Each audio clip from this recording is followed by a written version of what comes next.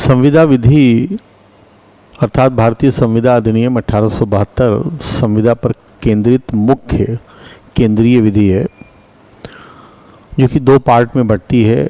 धारा 1 से 75 तक संविदा के सामान्य सिद्धांतों का वर्णन है और उसके बाद 76 से लेके आगे 266 धारा तक विशिष्ट संविदाओं की चर्चा की गई थी। लेकिन उसमें जो पहली विशिष्ट संविदा थी माल विक्रय और जो अंतिम थी भागीदारी, वो 1930 और 32 में कुछ रिलेवेंसी के कारण या कुछ परिवर्तन, फंडामेंटल परिवर्तन करने थे, उनको हटा करके इस अधिनियम से अलग अधिनियम बना दिया गया।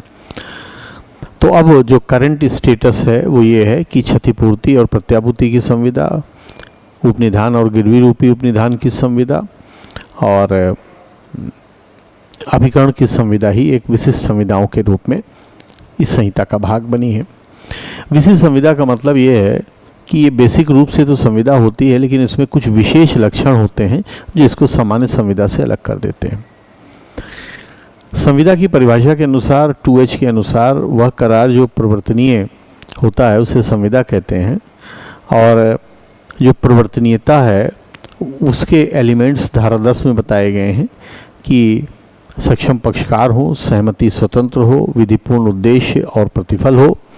और अभिव्यक्त रूप से शून्य घोषित ना किए गए हों, तथा जो भी परिवर्तनीय विधि है उसके अकॉर्डिंग अगर कोई रिक्वायरमेंट है लिखित होने की या प्रमाणित होने की या रजिस्ट्रीकृत होने की, तो वो अगर किया गया है तो करार संविदा बन जाएगा। तो हम समझ सकते हैं क्योंकि संपत्ति अंतरण अधिनियम है या परक्राम्य लिखित अधिनियम इत्यादि विधियां हैं, वो इसी वर्ग के अंतर्गत आ जाती हैं। संविदा का दूसरा जो एलिमेंट है वो एलिमेंट है करार। तो करार वचन को कहते हैं, वचन स्वीकृत प्रस्ताव को कहते हैं, और स्वीकृत प्रस्ताव तब होता है जब प्रस्ताव स्वीकृतकर्ता से किया जाता है और वो उसका प्रतिग्रहण कर लेता है।